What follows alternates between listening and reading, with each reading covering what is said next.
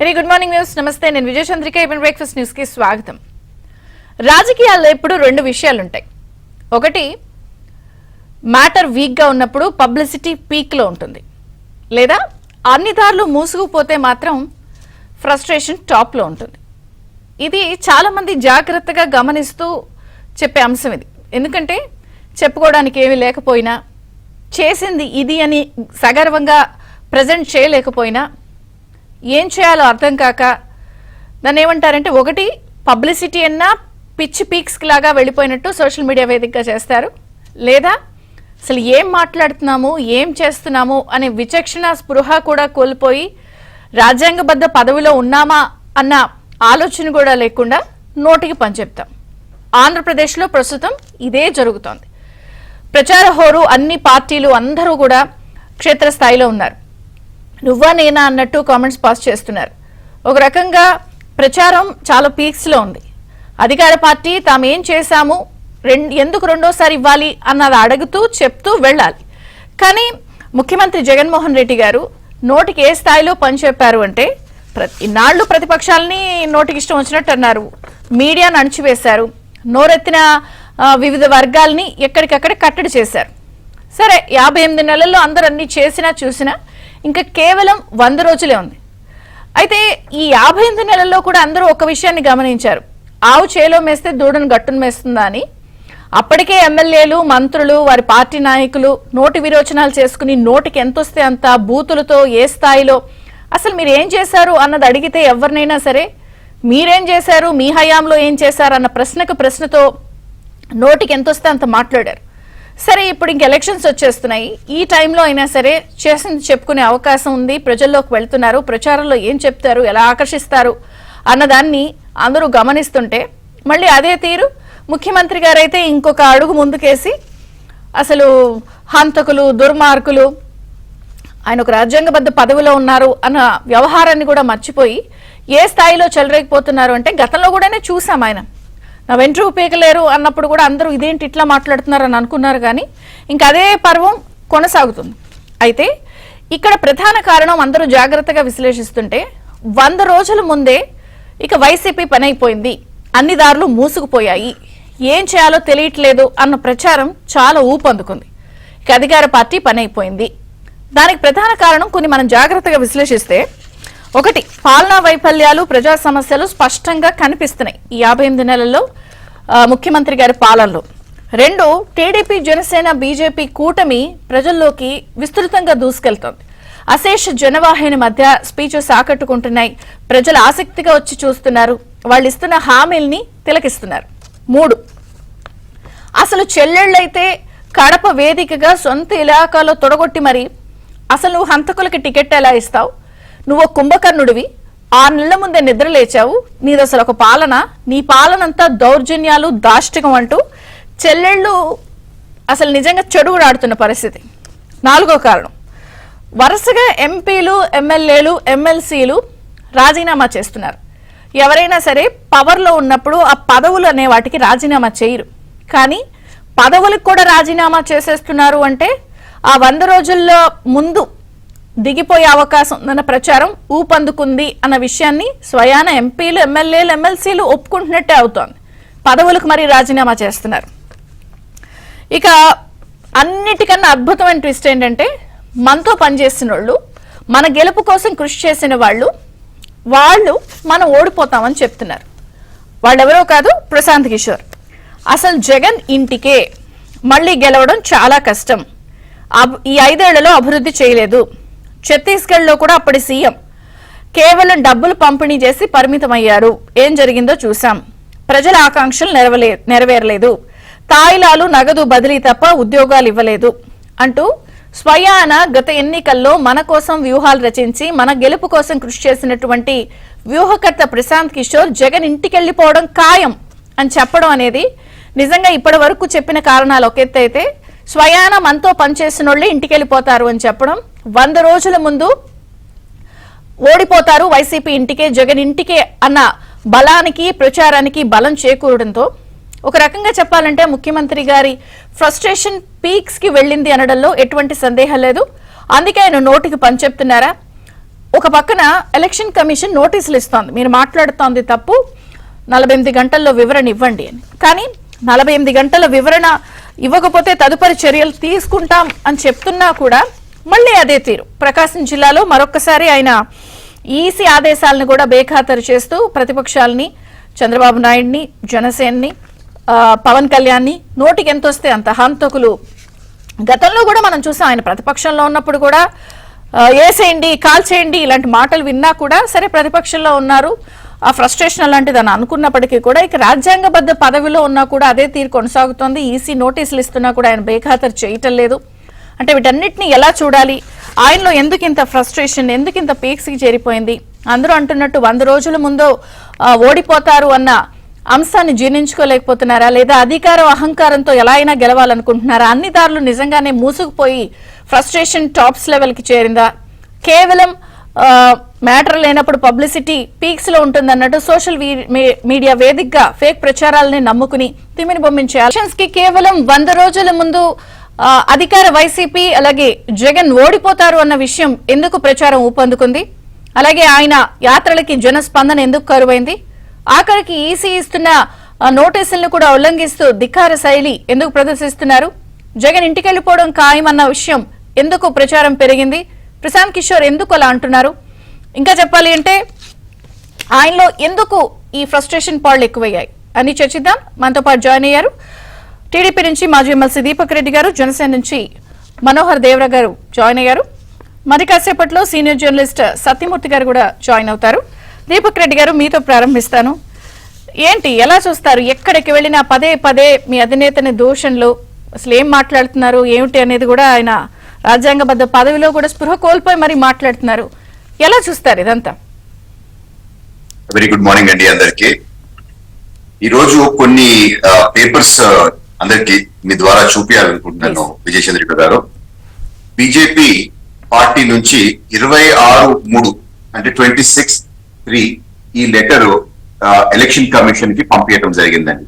So దీని లోపల clear గా ఒక స్టేట్మెంట్ లాగా ఇచ్చి ఒక్కొక్క పోలీస్ ఆఫీసర్ ఎక్కడెక్కడ తప్పులు చేశారో, ఆయన చేసిన మిస్టేక్స్ ఏంది, సో అందుకని మార్చాలా అని చెప్పి ఒక డీటెయిల్డ్ గా దాదాపు 8 పేజీల ఒక లెటర్ ఎలక్షన్ కమిషన్ కి కంప్లైంట్ పెట్టడం జరిగింది. అది అయిపోయిన తర్వాత 1వ తారీఖు రోజు మా పార్టీ ఆఫీస్ నుంచి వరలరామయ్య గారు వీళ్ళు చేసే తప్పుడు ప్రచారం గురించి ఈ లెటర్ పెట్టడం జరిగింది. అది ఇమీడియట్ గా ఎలక్షన్ కమిషన్ దాని మీద చర్యలు 4వ తారీఖు తీసుకున్నారు. ఒక నోటీస్ కూడా ఇవ్వటం జరిగింది. వైసీపీ వాళ్ళు చేసే తప్పుడు ప్రచారము ఎట్లా మేము టీడీపీ ఆపతా ఉంది పెన్షన్లు అని చెప్పి వాళ్ళకి పెట్టిన కొన్ని సోషల్ మీడియా పోస్టులు వాటి మీద. ఇది అయిపోగానే ఇమ్మీడియట్ గా ఆ నోటీస్ వచ్చి రాకముందే మళ్ళా ముఖ్యమంత్రి గారు model code of conduct violations చేస్తూ సభల్లో దూషణ పర్వం మొదలు పెట్టాడు. సో ఆ లెటర్ అది కూడా మళ్ళా విత్ వీడియో ఫుటేజ్ అవన్నీ పెట్టుకొని 5వ తారీఖు మళ్ళా పార్టీ ఆఫీస్ నుంచి మేము ఈ లెటర్ పెట్టి కంప్లైంట్ చేయడం జరిగింది. సో దాని మీద మళ్ళా 7th కల్లా నిన్నటి కల్లా యాక్షన్ తీసుకొని ఎలక్షన్ కమిషన్ వీళ్ళని వితిన్ 48 అవర్స్, ఎందుకంటే రిపీటెడ్ గా ఈ తప్పులు చేస్తా ఉన్నారు, సో అందుకని మీరు మాకు దీని మీద వితిన్ 48 అవర్స్ రిప్లై ఇవ్వాలని చెప్పి వైఎస్ఆర్ పార్టీకి ఒక నోటీస్ కూడా ఇవ్వటం జరిగింది. ఇక్కడ అర్థంగా ఇక్కడ నేను లేవనెత్తాలనుకునేది ఏంటంటే విజయచంద్రిక గారు, ముఖ్యమంత్రి గారి స్థాయిలో కొత్త ఏం కాదు ఆయనకి రాజకీయం. అనేక ఎలక్షన్స్ చేశాడు. మోడల్ కోడ్ ఆఫ్ కాండక్ట్ ఏంది ఎలక్షన్స్ టైంలో అనేది క్లియర్ గా ఆయనకి తెలుసు. ఇన్ కేస్ తెలీదు అని అనుకున్నా గానీ దాదాపు 700 కోట్లు ఇప్పటిదాకా ఎందరో అడ్వైజర్స్ అని పెట్టుకున్నారు. ఆ అడ్వైజర్ని ఏ ఒక్కరిని అడిగినా గానీ ఏం మాట్లాడాలా ఏం మాట్లాడకూడదు ఏంది రూల్స్ అని చెప్పి వారు కూడా చెప్పగలుగుతారు. అది కాకుండా లీగల్ గా కూడా కొన్ని వందలాది కోట్లు లాయర్ల పైన అనేక కేసుల్లో ఖర్చు పెట్టినారు. ఏ ఒక్కరిని పిలిచి చెప్పినా గానీ ఏం చేస్తే కరెక్ట్ ఏం చేస్తే తప్పు అనేది వారికి తెలిసి ఇది చేస్తా ఉంటారు. సో ఇది ఆంధ్ర రాష్ట్ర ప్రజలు దయచేసి గమనించాలా అని చెప్పి నేను తెలుపుకుంటున్నాను. ఎందుకనంటే ఎవరైనా తెలియనో లేదన్నా తప్పు చేశారంటే మనం అర్థం చేసుకోవచ్చు. ఒక ముఖ్యమంత్రి స్థాయిలో ఉండి ఎలక్షన్ టైంలో ఈ విధంగా కంప్లైంట్స్ చేస్తూ ఈ విధంగా ఎలక్షన్ కమిషన్ కూడా దాని మీద రియాక్షన్స్ వస్తుంటే కూడా ఆయన విధానం మార్చుకోవటం లేదు అని అంటే దానిలో డెప్త్ లోకి పోతే ఒక డిగ్రీ ఆఫ్ భయము, ఆందోళన, ఒక ఫ్రస్ట్రేషన్ ఉందేమో అని చెప్పి మనం ఖచ్చితంగా దాన్ని బట్టి అర్థం చేసుకోవచ్చు. అంటే తెలిసి మీరు లా బ్రేక్ చేస్తున్నారు అని అంటే దాని వెనకాల అర్థం ఏముంది అంటే డెప్త్ లోకి పోయి ఆలోచిస్తే ఇది. ఈ రోజు ముఖ్యంగా జగన్మోహన్ రెడ్డి గారి ఇద్దరి చెల్లెళ్ళు వారు లేవనెత్తే ప్రశ్నలు వైఎస్ఆర్ వాళ్ళు దూషించే విధంగా దూషణ పర్వంలో ఎక్కడ మాట్లాడుతులేదండి. వాళ్ళన్నీ పాయింట్స్ టు పాయింట్స్ మాట్లాడుతున్నారు. ఒక్కొక్క దానికి ఇదిగో ఇదేంటి క్వశ్చన్స్ అడుగుతా ఉండరు. ఎవరైనా దానికి జవాబు చెప్పగలిగిన పరిస్థితిలో ఉండారా? సో ఈవెన్ ఒక రాజకీయ 58 నెలల్లో మీరు అడిగిన దానికి ఏమన్నా ప్రశ్నలు చెప్పారా? సమాధానాలు ప్రెస్ మీట్లు పెట్టి బూతులే కదా. అంతే అండి, తిట్లు వచ్చినాయి. సరే మమ్మల్ని తిడతా ఉండేరు, సొంత చెల్లెళ్ళు కదా వాళ్ళకన్నా ఏమైనా జవాబు చెప్తారు అని చెప్పి ఆంధ్ర రాష్ట్ర ప్రజలు వెయిట్ చేస్తున్నారు. కానీ వాళ్ళు కూడా చాలా డిగ్నిఫైడ్ గా లేవనెత్తుతా ఉన్నారండి ప్రశ్నలు అనేక అంశాలపైన. ఏ ఒక్కదానికి కూడా జవాబు చెప్పలేని పరిస్థితిలో వాళ్ళు ఉండరు. అన్నిటికన్నా ఆశ్చర్యం ఏంటంటే ఇది ఫస్ట్ టైం కాదు, 2ో 3ఓ సార్లు పీకే గారు వచ్చి రీజనింగ్ ఇస్తున్నారు. ప్రజలు ఏమి ఎక్స్పెక్ట్ చేస్తారు ప్రభుత్వాల దగ్గర నుంచి. సో కానీ ఇక్కడ జరిగేది ఏంది, జగన్మోహన్ రెడ్డి గారి ఆలోచన విధానం ఏ విధంగా ఉంది, అందువల్ల ఫెయిల్ అవ్వద్ది అని చెప్పి వారు క్లియర్ గా ఎక్స్ప్లెయిన్ చేస్తా ఉంటారు. సో జగన్మోహన్ రెడ్డి గారు నేనేదో బటన్ నొత్తేసాను, వీళ్ళని చూసుకున్నాను, వీళ్ళు నాకు ఓటేస్తారని అనుకోవటం అనేది తప్పు కాదు. తప్పు ఎందుకు అని అంటే ప్రజలు మీ దగ్గర నుంచి ఎక్స్పెక్ట్ చేసేది ప్రాపర్ గవర్నెన్స్, ఒక లీడర్షిప్, ఒక డెవలప్మెంట్ యాక్టివిటీ. కేవలం ఏదో నేను బిస్కెట్ పడేసినట్టు కుక్క పడేసినాను మీరు నా వెనక విశ్వాసంగా పడుంటారు అని అంటే ఆ అమాయకత్వంలో ఈ రోజు ప్రజలు లేరు, రాజకీయ చైతన్యం వచ్చింది అని చెప్పి చెప్తా ఉండరు. సో ఇది అర్థం చేసుకోలేని పరిస్థితిలో ఈ రోజు జగన్మోహన్ రెడ్డి గారు ఉన్నారు అని చెప్పి నేను తెలుపుకుంటూ, అది కాకుండా మీరు గత 2 నెలల్లో చూస్తే అనేక సర్వేలు రావటం జరిగిందండి. ఈ సర్వేలన్నింటిలో కూడా వ్యతిరేకంగా ఉంది వైసీపీకి అని చెప్పి చెప్తా ఉండరు. ఆ గ్రాఫ్ మీరు 2 months నుంచి స్టడీ చేసుకుంటా వస్తే ఏ విధంగా పడతా ఉంది అని అంటే అదే మెయింటైన్ అయితే దాదాపు 24-25 ఎంపీ స్థానాలు టీడీపీ గెలిచే పరిస్థితి మనకు కనపడతా ఉంది. అన్నిటికన్నా ముఖ్యం లాస్ట్ పాయింట్ ఏంటి అని అంటే జనరల్ గా ఎమ్మెల్యేలు ఎమ్మెల్సీలు అధికారంలో ఉండి అది వాళ్ళ సొంత పార్టీ అధికారంలో ఉన్నప్పుడు రాజీనామాలు అంత ఈజీగా చేయరండి. ఎందుకు అని అంటే అధికార పార్టీ కదా, మళ్ళీ ఈ రోజు రాజీనామా చేస్తారు కానీ వదులుకోరు. మోర్ ఓవర్ ఈ వైసీపీ వాళ్ళ మనస్తత్వం తెలుసు.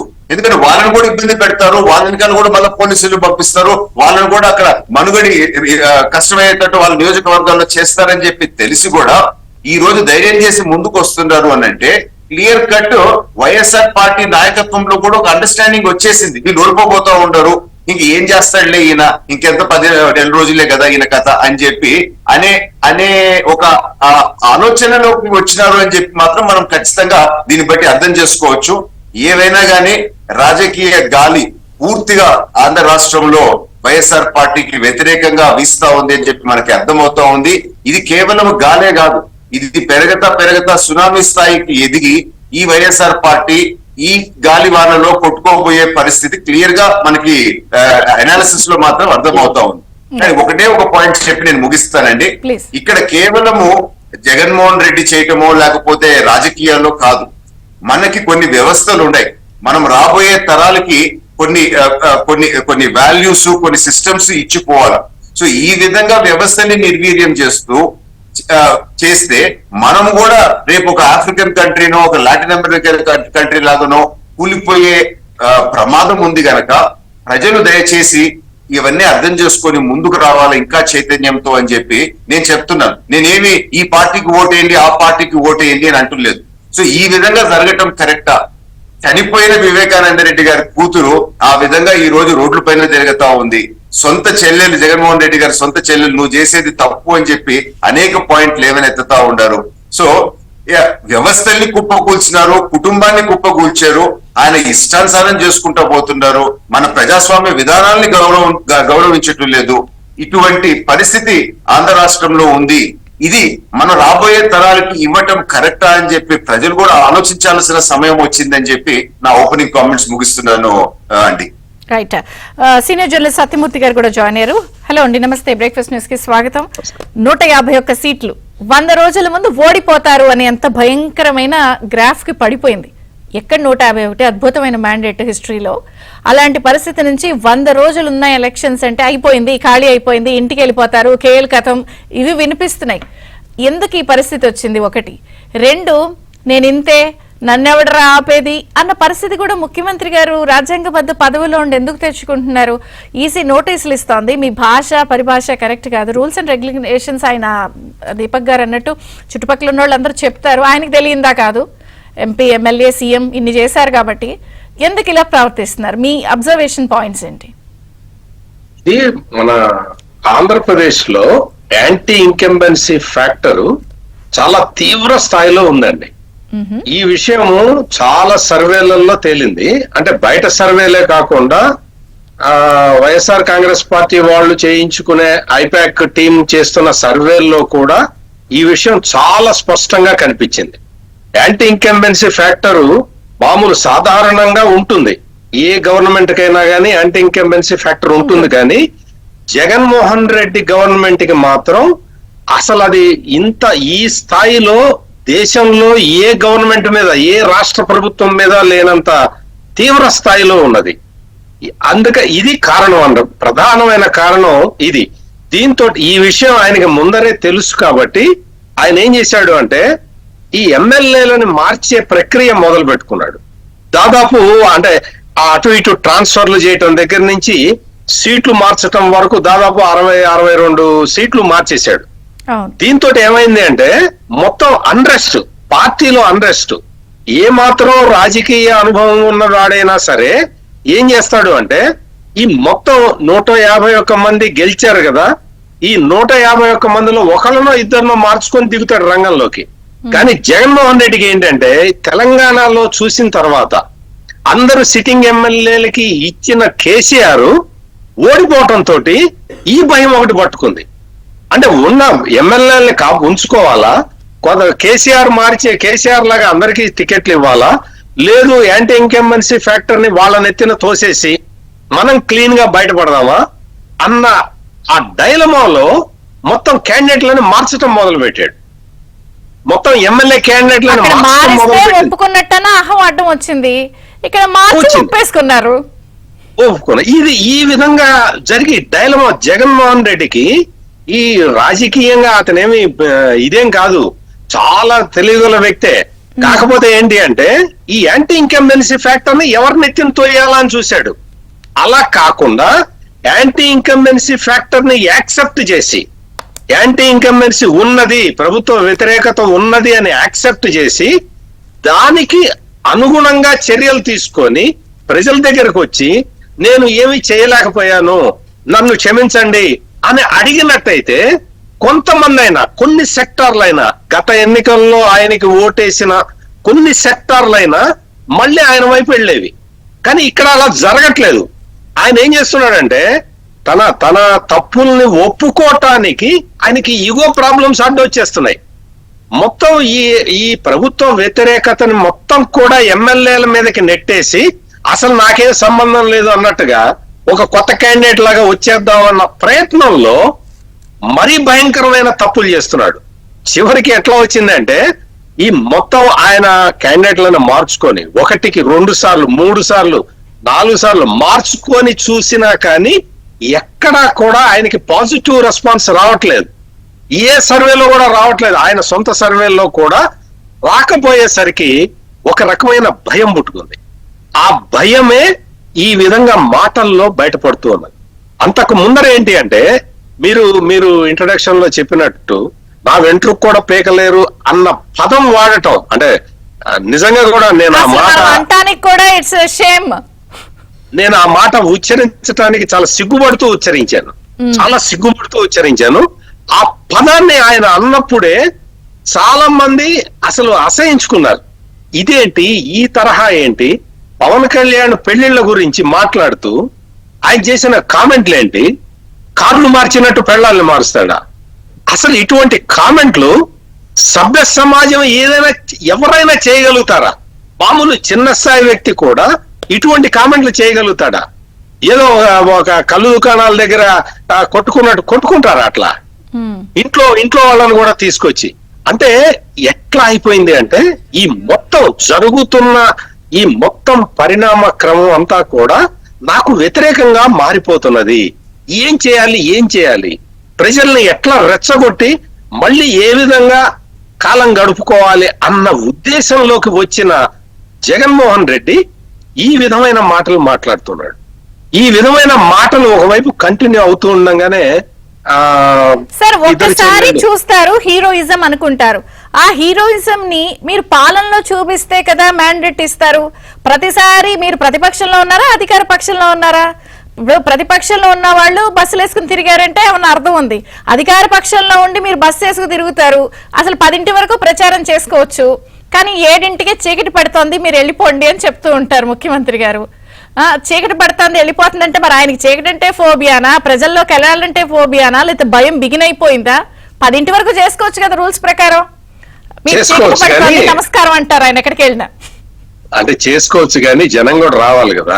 జనం వస్తే ఆయనకు కూడా ఉత్సాహం ఉంటుంది. లేదండి చెప్పబడితే కనపడమని చెప్పేయండి. అది కూడా ఒక పాయింట్. అంటే ఈ తరహా ఈ విధమైన క్యాంపెయిన్ కూడా, అంటే ఒక రాష్ట్ర ముఖ్యమంత్రి చేస్తున్న క్యాంపెయిన్ అంటే అందరికి ఆసక్తి ఉంటుందండి. ఈ పాటికి నేషనల్ మీడియా కూడా కాన్సన్ట్రేట్ చేయాల్సిన పరిస్థితి ఉన్నది, కానీ ఎక్కడా కూడా ఈ బూతుల్ని మనం ఎందుకులే ట్రాన్స్మిట్ చేయడం అని చెప్పి ఆయన ఎక్కడా కూడా గవర్నెన్స్ విషయాలు మాట్లాడలేదు కదా. ఎంతసేపు వీళ్ళ హంతకులు, వీళ్ళ దుర్మార్గులు, వీళ్ళకి ఇంతమంది భార్యలు, I don't want to repeat పెళ్ళాం అని అనలేకపోతున్నాను ఆయన. ఇవి కదా చెప్పాలి, ఇవి చెప్పట్లేదు. లేదా కరుణామయుడు ఎఫెక్ట్స్ కనిపిస్తూ ఉంటాయి, బస్సులు ఎమ్మట పరిగెడతా ఉంటారు. మరి అలాంటప్పుడు ముందే పరదాలు ఎందుకు పెట్టుకున్నారు? అప్పుడు కూడా పరిగెట్టేవాళ్ళు కదా జనం వచ్చి అయ్యా అని చెప్పి పట్టుకునేవాళ్ళు కదా. అయ్యేం జరగలేదు కదా. ఇప్పుడే కరుణామయుడు ఎఫెక్ట్స్, కరుణాసాగర్ ఎఫెక్ట్స్ అన్ని కనపడతా ఉంటాయి ఇప్పుడే. మరి ఇంకా ఏం మభ్య పెడుతున్నారు? ఇప్పటికి కూడా స్టేజ్ మేనేజర్ వాళ్ళందరూ రావటం, ఎవరో ఇప్పుడు రంజాన్ నెల నడుస్తుంది కాబట్టి కొంతమంది ముస్లింలు రావటం, కొంతమంది వికలాంగులు రావటం, ఈయన పక్కన కూర్చోబెట్టుకుని ఫోటో తీయించుకోవటం, ఇవేంటండి 1960 రాజకీయాలండి ఇవన్నీ. ఇప్పుడు తిరిగారు కదా, మరి అప్పుడే వచ్చేవాళ్ళు కదా సార్, అప్పుడెల్లో చేయొచ్చు కదా ఇవన్నీ 58 నెలల్లో. అప్పుడంతా కూడా నేను ఒకసారి చూశానండి. ఈయన క్యాంప్ ఆఫీసులో ఎప్పుడో ఒకసారి చాలా సంవత్సరాల కడపలో అనుకుంటా, కడపలో ఒకసారి వినతి పత్రాలు స్వీకరిస్తూ ఉంటే ఒక మంచంలో అసలు భూమికల గూడులాగా అతుక్కుపోయి ఉన్న ఒక వ్యక్తిని తీసుకొచ్చి, పేషెంట్ ని తీసుకొచ్చి ఇతని ముందరికి తీసుకొస్తే ఇతను అతన్ని ఓదారుస్తున్నట్టు, అతనికి ఏదో నేను ఇస్తాను, సహాయం చేస్తాను అని చెప్పి ఆ పక్కన వాళ్ళకి చెప్పటం, అది చూస్తేనే నాకు చాలా బాధేసిందండి. అంటే మంచంలో ఉన్న వ్యక్తిని, అంటే పులివెందుల్లో అండి, ఖచ్చితంగా మంచంలో అతను నిజంగా ఆ విజువల్స్ చూస్తే మాత్రం నిజంగా అసలు ఎంత బాధేస్తుందండి. అటువంటి పేషెంట్ ని మంచంతో సహా ఎత్తుకొచ్చి సీఎం దగ్గర కూర్చోబెట్టారు. సీఎం దగ్గర పెడితే ఈయనేదో ఒక భావం, ఒక ఫీలింగ్ పెట్టుకొని అతన్ని ఓదారుస్తున్నట్టు, ఆ ఓదార్చేదేదో పేషెంట్ కాబట్టి ఇంటికి వెళ్ళి ఓదార్చాలి కదా.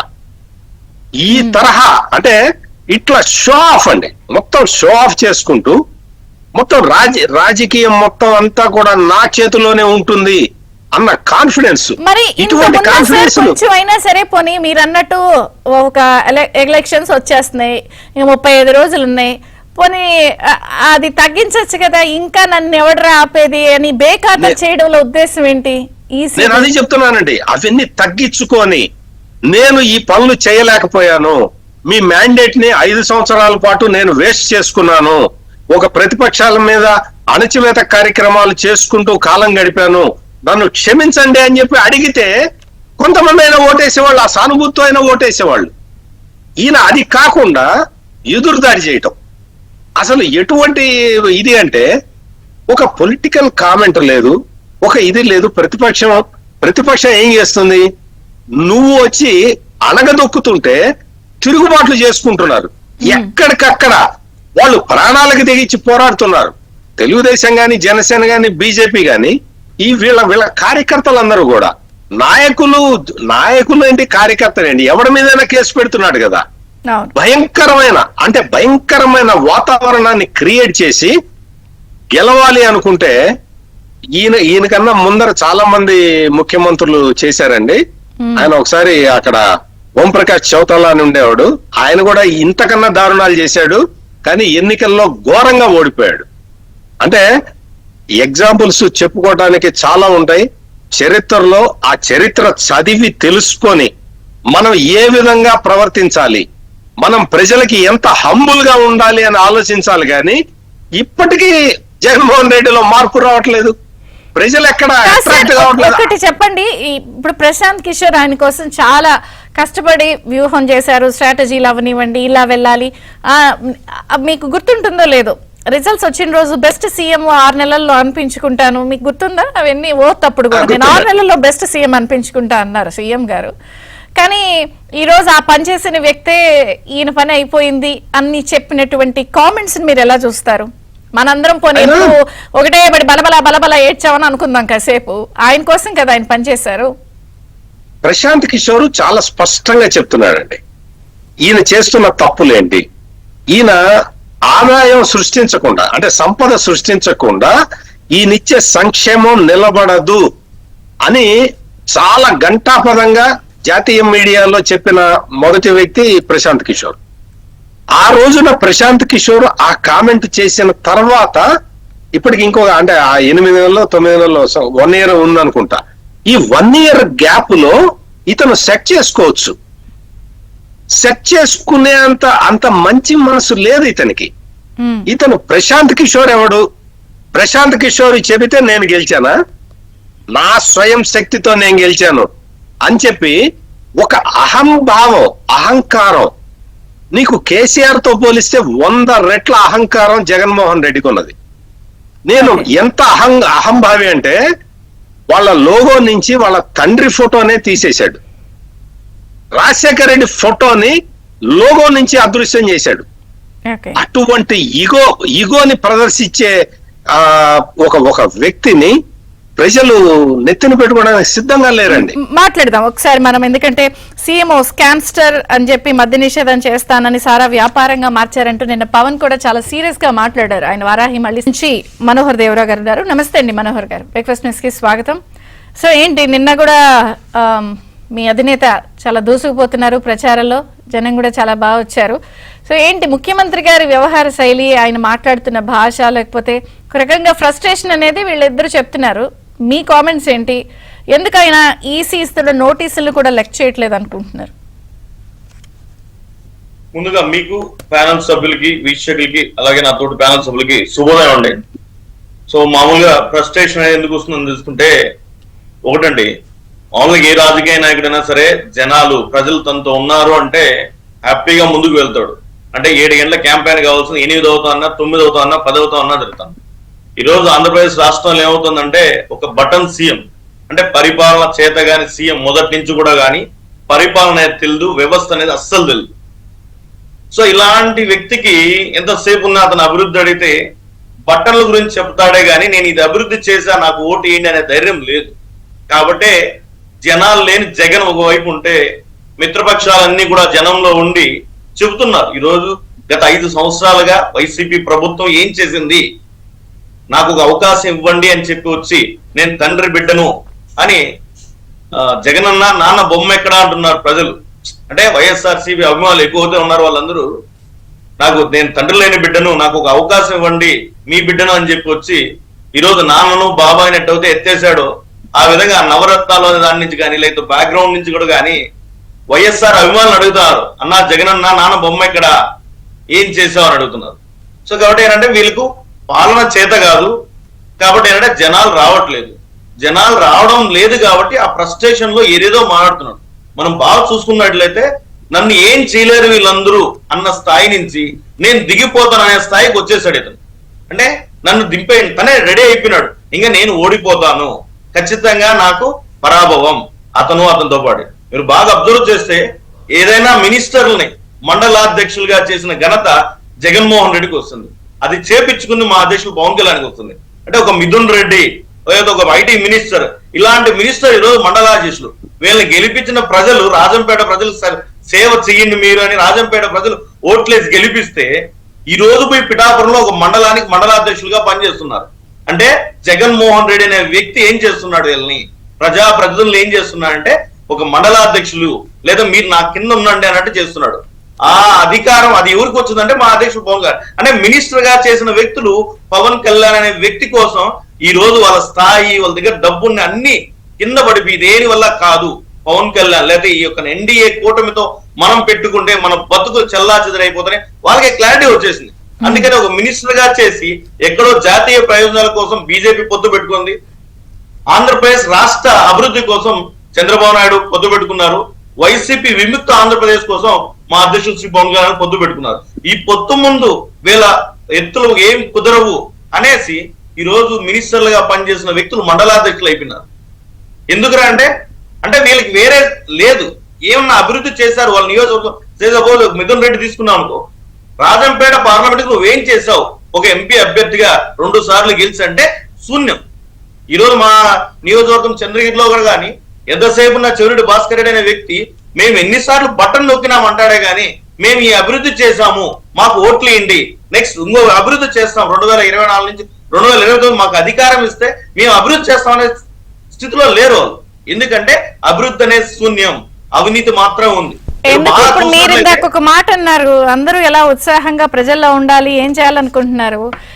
7 తర్వాత చీకటి పడుతోంది, జాగ్రత్తగా వెళ్ళండి అంటే జాగ్రత్తగా వెళ్ళండి అని ఆయనే అంటున్నారంటే బాగలేదని పరిస్థితులు ఆయనే చెప్తున్నారు ఆయన పాలనలో. నాకేమో మొన్న ఒక రోజు ఆయన పాలన సభ ఎండింగ్ లో ఉన్నప్పుడు నమస్కారం చీకటి పడుతోంది జాగ్రత్తగా ఇంటికి వెళ్ళండి అన్నారు. జాగ్రత్త చెప్తున్నారంటే ఆయన పాలనలో జాగ్రత్తగా లేరని ఆయనే చెప్పేస్తున్నారా ఇంటికి వెళ్ళమని? అదేనండి, ఒక బటన్ సీఎం అనే అతను ఎంతసేపు ఉన్న బటన్ నొక్కగలే గాని చీకటి పడుతుంటే ఏం చేయాలో ఏ పక్క నుంచి ఉపద్రవాలు వస్తాయని భయపడతాం. మనం చూసాం, చెప్పులు పడ్డాయి, ఇంకేం పడతాయో బాబాయ్ గొడ్డలపేట లాగా పడతాయో వాళ్ళు వస్తారు.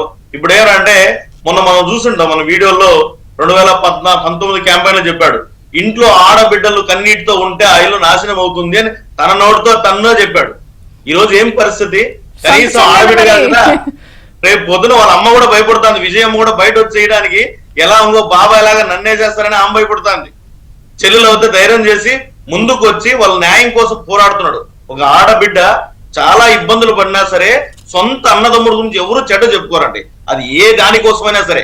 అలాంటి ఆడబిడ్డలు మనతో పాటు రక్తం పంచుకుబట్టిన చెల్లి వచ్చి అన్నా నువ్వు చేస్తున్న దుర్మార్గుడా, నువ్వు చేస్తున్న నీ దారుణము, వ్యవస్థను నాశనం చేస్తున్నావు, వాళ్ళని కాపాడుతున్నావు, అన్నిటికీ చేపించిందే ఇతను అవుతే కాపాడేది ఏముండాలి? బాబాయ్ వేసే సింపతి నాకు వర్కౌట్ కావాలి, 2009 నాకు అవకాశం రావాలంటే ఒక సింపతి రావాలంటే బాబాయ్ని చంపించిందే జగన్మోహన్ రెడ్డి అయితే ఇంకా కప్పించేదే ఉండాలి. వారి మేనమామ రవీంద్రనాథ్ రెడ్డి గారి కామెంట్స్ విన్నారా? గంగిరెడ్డి గారు అంతా చేస్తూ ఉంటే అమాయకుడు పాప అవినాష్ రెడ్డి అంతా చూస్తా ఉన్నాడు అన్నారు. అదేనండి, వీళ్ళ అమాయకులు వీళ్ళు ఏమంటే ఇంట్లో రక్తం అంతా దారుణం ఉంటుంది అసలు. అవినాష్ రెడ్డికి ఏం తెలియదు, గంగిరెడ్డి గారు మొత్తం సాక్ష్యాలు జరిపేస్తుంటే అవినాష్ చూస్తా ఉన్నాడని చెప్పారు. అదేనండి, వీళ్ళు ఎలా ఉంటాయంటే ఇంట్లోనేమో రక్తం మడుగులో బాడీ పడింటే బయట వచ్చి ప్రెస్ మీట్ పెట్టి ఇది చంద్రబాబు నాయుడు గారు చేపించారు, హార్ట్ అటాక్ తో చనిపోయారు అంటారు. ఆ రక్తం మడుగులో దీపక్ రెడ్డి గారు, అసలు మీరు ఈ పాయింట్ నేను మీ దగ్గరికి కూడా వస్తాను. దీపక్ రెడ్డి గారు, ఆ రోజేమో ఎలక్షన్స్ కి ముందు మీరే చేశారు చేయించారంటారు, ఈ రోజేమో చేస్తా ఉంటే అవినాష్ పాప అమాయకంగా చూస్తా, ఆ మాట ఆ రోజే చెప్పచ్చుగా గంగిరెడ్డి గారు చేస్తా ఉంటే అవినాష్ చూశాడని. మీరంతా స్ట్రెస్ అయిపోయారు ఇప్పుడు ఈ పాయింట్. మీరు చెప్తుంటే నాకు నవ్వు ఆగట్లేదు. ఆ వీడియో కూడా నేను చూసాను, అది నేను ఒక సెకండ్ చూపిస్తాను. అవినాష్ మోహన్ చూడాలండి, దాని లోపల అవినాష్ మోహన్ చూస్తే అసలు ఒక్క సెకండ్ దొరికింది, లక్కీగా దొరికింది. అదే నేను ఒక్కసారి అవినాష్ మోహన్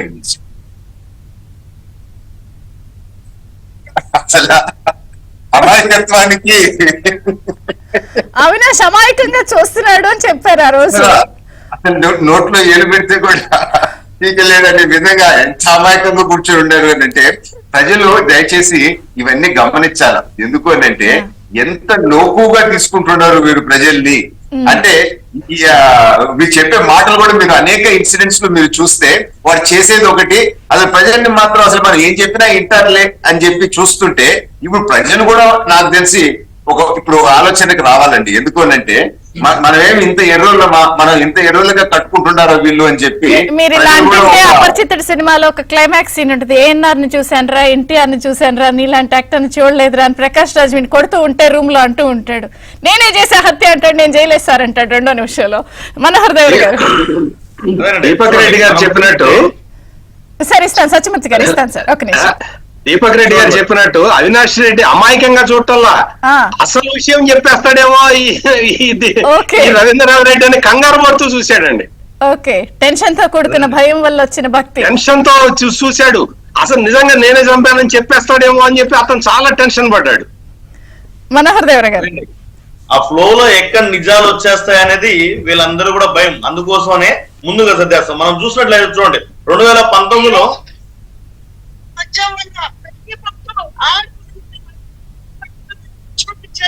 జగనన్న తన అధికారంలో రాగానే మీ అందరి సంతోషం కోసం దశల వారీగా మద్యపాన నిషేధం ఇచ్చే ఆ తర్వాత మీ దగ్గరికి వచ్చి ఎన్నికల్లో ఏం జరగబోతున్నారన్న విషయం తెలుసుకుంటే కట్ చేస్తే ఈ ఎన్నికల్లో మన బిడ్డ పాను మీ బిడ్డైన నా పైన మన అందరి ఎమ్మెల్యేలు ఎంపీ అభ్యర్థుల పైన వచ్చమని ఇదే అండి, అంటే మద్యపాన నిషేధం చేస్తా అని మద్యపానం ఎక్కడో మనం పురాతన కాలం చూసాం. ఒక దుర్మార్గుడైన వాడు సారాయి గాంచి ఊర్లో అందరికి ఇచ్చేసి వాడు ఎలాంటి సారా ఏం తెలియదు ఆ టైప్ లో ఈ రోజు మద్యం దుకాణాలు సొంతగా తనే పెట్టేసి ప్రజల ఆరోగ్యాలు ఎడన్నా నాశనం పోని మనకు అవసరం లేదు ఈ వస్తుంది అదే చెప్తారు. సారీ మీరు మహిళల్లో ఏమనుకోకూడదు, పతివర్త పరమాణం వండితే పొద్దున చల్లారలేదంట, అట్టగా ఈమె రోజమ్మ వచ్చి ఈ విధంగా చెప్తుంది.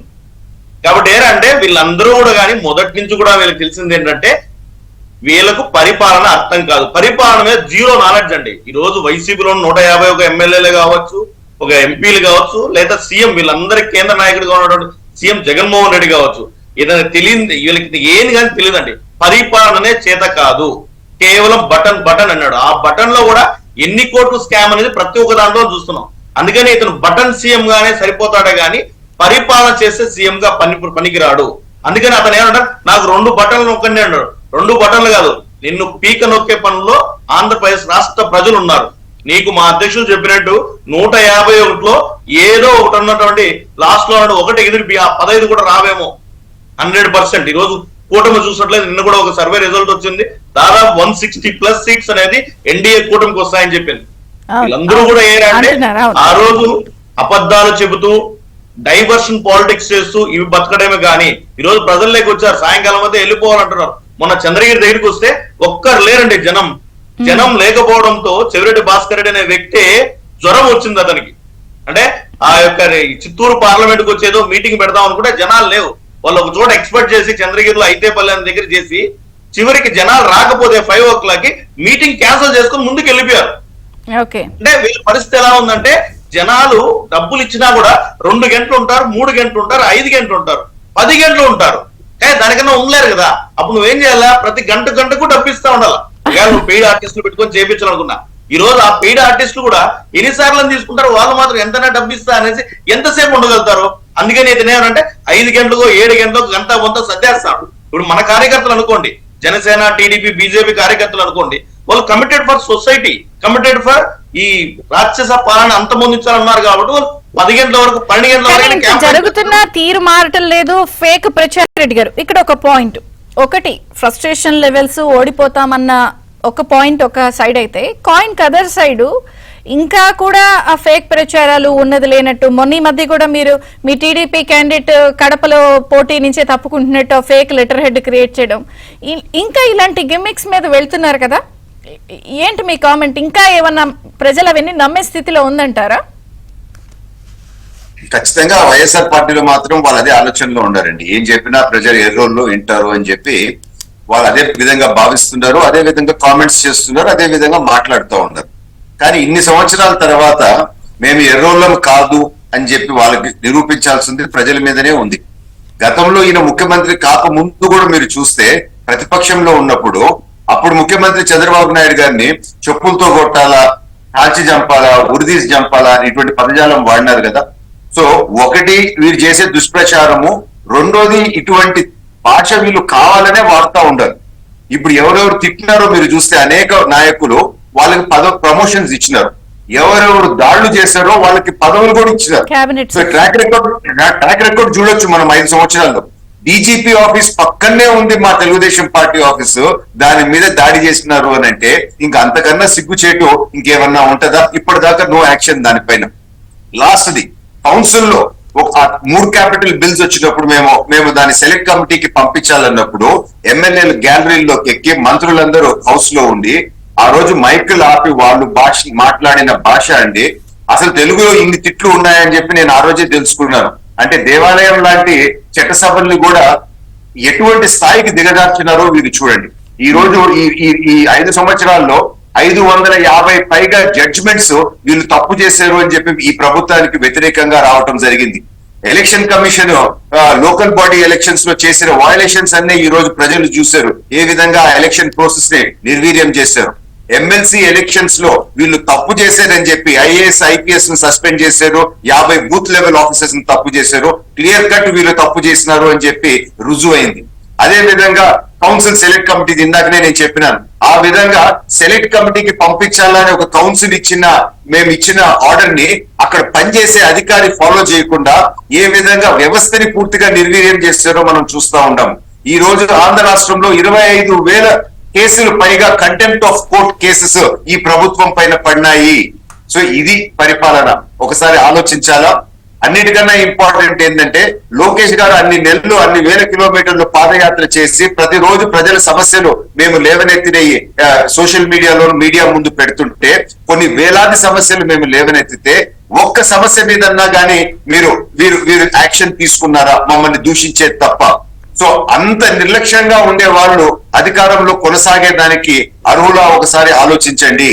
పోలవరము ఎప్పుడు అవుద్ది అని చెప్పి ఒక ప్రశ్న అడిగితే జనసేన వాళ్ళు పవన్ కళ్యాణ్ గారి 4వ పెళ్లి అయ్యే టైంకి అవద్ది అని చెప్పి జవాబు చెప్పినారు.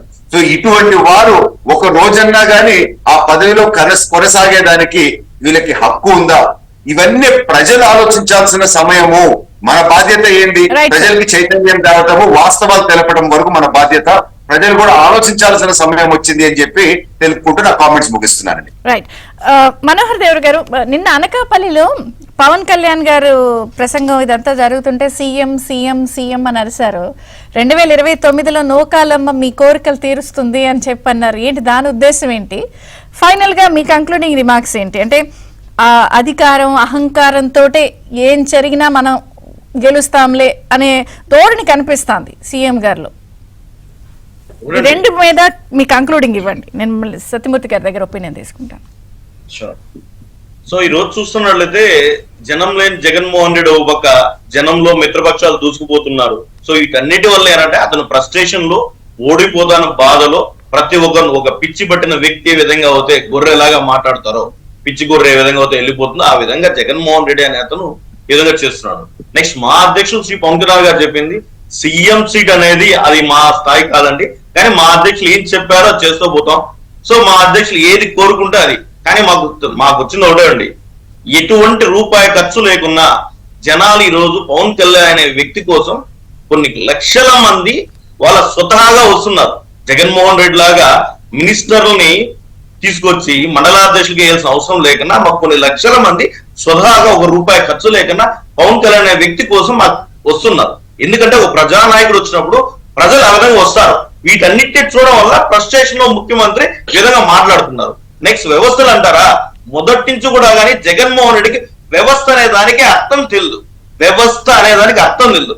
ఇంకా అతనికి ఈసీ నోటీస్ ఇస్తేనేమి, ఎవరు నోటీస్ ఇస్తేనేమి, ఫైనల్ గా అతను ఏం చేస్తాడంటే ఏది చేసినా ఏ విధంగా అవుతే ఓ 3000 సార్లు ఓట్ బ్యాంక్ అంతా పూర్, వెరీ పూర్, రూరల్, ఈ వ్యవస్థ అంటే అర్థం కాని వాళ్ళ మీద డిపెండ్ అయ్యారు. ఆ చైన్ మీరు బ్రేక్ చేస్తున్నారా? వ్యవస్థ అంటే ఇది, మీరు అర్థం చేసుకోండి అని ప్రజలు ఈ రోజు వెళ్తే గ్రౌండ్ లెవెల్. నేను ఎందుకు ఈ క్వశ్చన్ అడిగానంటే మొన్న ఒకళ్ళని ఇలా వ్యవస్థలంటే అంటే ఏటమ్మా అంది ఒక అమ్మాయి. ఆహా ఓహో వీళ్ళ ఓటు బ్యాంక్ ఇదన్నమాట అని అనుకున్నాను నేను. అంటే ఒక సెక్షన్ ఇంకా ఉన్నారు, వాళ్ళ చైన్ మీరు బ్రేక్ చేయగలుగుతున్నారా? మీరు వ్యవస్థ అన్న పాయింట్ వాళ్ళకి అర్థమవుతుందా? ఇదండి కరెక్ట్. మీరు అడిగిన ప్రశ్న అయితే వాస్తవం, దానిలో కొద్ది వాస్తవం ఉంది. కానీ మన గ్రౌండ్ లెవెల్ లో తిరుగుతున్నాం అండి. మేము ఏదో జస్ట్ టీవీ ముందో డిబేట్ మీద లేము, ప్రజల్లో తిరుగుతున్నాం. కానీ ప్రజల్లో కూడా మంచి అవేర్నెస్ వస్తుంది. ఎందుకంటే ఇప్పుడు రాజకీయంగా ప్రజలు చైతన్యమైనారు. టెక్నాలజీ పరంగా ఇంప్రూవ్ అయినారు. ప్రతి ఒక్కరి చేతిలో పల్లెల్లో తీసుకున్నా సరే ఒక టెక్నాలజీ వచ్చాయి. ఏది నిజం ఏది అబద్ధం అంటే వీళ్ళు సోషల్ మీడియాలో ఏదైతే ప్రచారాలు చేస్తున్నారు ఇవన్నీ 5 నిమిషాల్లో వాళ్ళు చేసిన దాన్ని వాట్ ఈస్ ఫ్యాక్ట్ అనేది 10 నిమిషాల్లో చూపించేస్తారు సోషల్ మీడియా. కాబట్టి ప్రజలు అయితే ఇంకా ఫైర్ లో ఉంటారు. ముఖ్యంగా రైతులు విలేజ్ లేకపోతే రైతులకు ఏం చేశారు, ముసలోళ్ళకి ఏం చేశారు. రైతులు 5 సంవత్సరాలుగా రైతు అనేది అతన్ని పక్కన పెట్టేశాడు జగన్మోహన్ రెడ్డి. వాళ్ళ నాన్న రైతుకి ఏదో చేస్తా అంటే ఆ రైతులే ఇతని 2 బటన్లు నొక్కి ఇతన్ని ఇంటికి పంపిస్తారు. చెంచలు కూడా జైలు కూడా పంపిస్తారండి. కాబట్టి ఊళ్ళో మీరు అనుకున్నట్టు వాస్తవం లేదు. ఖచ్చితంగా వాళ్ళందరూ కూడా చైతన్యమైనారు. వాళ్ళందరూ ఇప్పుడు మన దీపక్ రెడ్డి గారు చెప్పినట్టు వాస్తవంలోకి వచ్చేసిన వాళ్ళు వాస్తవంలోకి వచ్చి ఎస్ ఇది కాదు కూటమితోనే అభివృద్ధి సాధ్యం అనేది కూడా అందరికి తెలుసున్నారు. విలేజ్ పీపుల్ అందరూ. సత్యమూర్తి గారు ఒకటి, సో మనం చాలా డీటెయిల్ గా వైడర్ యాంగిల్లో పాయింటెడ్ గా మాట్లాడాం. బట్ ఒకటి చెప్పండి, 4 ప్రధాన పార్టీలు రాష్ట్రంలో నలుమూలల నుంచి ప్రచారం అయితే దుమ్ము లేపుతున్నారు. ఒక బస్సు యాత్రకి మాత్రం ఆ స్పందన అనేది కరువైంది. సరే వాళ్ళు స్టేజ్ మేనేజ్మెంట్ ఈ మేనేజ్మెంట్ చేస్తున్నా ఎట్లా ఉండొచ్చు అంటారు? ప్రజలు గుంభనంగా ఉన్నారు కదా, అంత దొరకట్లేదు కదా? లేదండి, అంటే చాలా స్పష్టంగానే కనపడుతూ ఉన్నది. ఓకే, చాలా ఇప్పుడు ఈ మ్యాండేట్ ఎట్లా వస్తుంది అనేది కాదు కానీ ప్రస్తుతానికి మాత్రం ప్రజల మూడ్ ఆఫ్ ది పీపుల్ కనపడుతున్నదండి. చాలా స్పష్టంగా కనపడుతున్నది. వాళ్ళు ఏంటంటే ప్రభుత్వానికి వ్యతిరేకంగా ఆలోచిస్తున్నారు. ప్రభుత్వానికి వ్యతిరేకంగా ఎందుకు ఆలోచిస్తున్నారు? There are several factors. ఈ ఫ్యాక్టర్స్ ఆధారంగా మన జీవన ప్రమాణాలు పెరగలేదు అనేది ప్రజల అభిప్రాయం. మన జీవన ప్రమాణాలు ఎట్లా పెరగాలి అంటే మీ ప్రభుత్వం తీసుకునే చర్యలతోటి, అంటే వాళ్ళు ప్రవేశపెట్టే స్కీములు అవన్నీ కూడా ఉపయోగించుకొని ప్రజలు అభివృద్ధి చెందాలి, తమ జీవితాన్ని ఎక్కువ మెరుగుపరుచుకోవాలి. ఆ పరిస్థితి లేకపోగా ఈ 5 సంవత్సరాల్లో పరిస్థితులన్నీ కూడా దిగజారిపోయినాయి, డిటీరేట్ అయింది పరిస్థితి అనేది చాలా స్పష్టంగా వాళ్ళకి కనపడుతూ ఉన్నదండి. ఉదాహరణకి మీకు ఆటో డ్రైవర్లకి చూడండి. ఆటో డ్రైవర్లకి నేను డబ్బులు ఇస్తున్నాను, నేను బటన్ నొక్కి డబ్బులు ఇస్తున్నానని చెప్పాడు జగన్మోహన్ రెడ్డి. మీరు ఏ ఆటో డ్రైవర్నైనా, అంటే 10,000 పడ్డ ఆటో డ్రైవర్ని అడగండి, 10,000 రాని ఆటో డ్రైవర్ని అడగండి, ఎవరైనా 10,000 పడ్డ ఆటో డ్రైవర్ కూడా ఇదే చెప్తున్నాడు. నేను 10,000 నాకు ఇస్తే నేను 30,000 రూపాయలు నేను పోలీసులకి చలానా రూపంలో కట్టాను అని చెప్తున్నాడు. అంటే ఒక చిన్న ఉదాహరణ చెప్తున్నాను. అదే విధంగా అమ్మఒడి గురించి మీరు తీసుకున్న, అంటే లబ్ధిదారులను తగ్గించేశారు. ఆ పాయింట్ పక్కన పెడితే తీసుకున్న వాళ్ళని కూడా అమ్మఒడి ఇప్పుడు ఏదో 15,000 ఇస్తా ఉన్నారు, 15,000 2 పిల్లలకి ఇస్తా ఉన్నారు, 2 కాదు 3 ఎంతమంది ఉంటే అంతమందికి ఇస్తా ఉన్నారు. ఒకళ్ళకే ఇచ్చారు, ఆ ఒకళ్ళది కూడా 2,000 కట్ చేసుకొని 13,000 ఇచ్చారు. మీకు ఎప్పుడవుతుంది ఈ అమ్మఒడి డబ్బులని పిల్లల చదువుకే ఖర్చు పెట్టాలి అనే పరిస్థితి ఉంటే కదా ఈ 13,000 పిల్లలకు ఖర్చు పెట్టేది. ఈ 13,000 ఈ పెరిగిన జీవన వ్యయానికి అది వాళ్ళు ఖర్చు పెట్టేసుకుంటున్నారు. ఈ మధ్య సోషల్ మీడియాలో వీడియోలు చూస్తున్నాంలేండి, చేత్తో ఇస్తున్నారు, మా ఇంటి ఆయన ఇలా డబ్బులు వెళ్ళి తాగి ఖర్చు పెడుతున్నాడు అని అంటున్న పర్సెప్షన్ అయితే ఓపెన్ గా మాట్లాడుతున్నారు. ఈ విధంగా ఎట్లా అంటే మీరు ఇస్తున్న స్కీములు ఉపయోగించుకోవటానికి ఒక బేస్ ఉండాలి. ఆ బేస్ లేకుండా చేశాడు Jaganmohan Reddy. Right sir, right. అది ఇప్పుడు మొత్తం అన్ని వర్గాలకండి. ఇప్పుడు ఏదో ఒక క్యాస్ట్ సంబంధించో లేకపోతే ఒక రిలీజియన్ వాళ్ళు నాకు ఓటేస్తారనో జగన్మోహన్ రెడ్డి అనుకోవటం అది చాలా పొరపాటు. ఎందుకు అంటే టైం అయిపోయింది. లేదండి, చెత్త పన్ను కూడా మీరు చూసినట్లయితే మొన్నటి వరకు 5-12% ఉంది, ఈ మంత్ నుంచి 22% పెంచారు. ప్లస్ ఎలక్ట్రిసిటీలో కూడా అడిషనల్ ఛార్జ్ ఈ మంత్ 22% కి చెత్త పన్ను మామూలు 5% ఉంది, 22% మాత్రమే. జీవన విధానాలు మారాయి. సో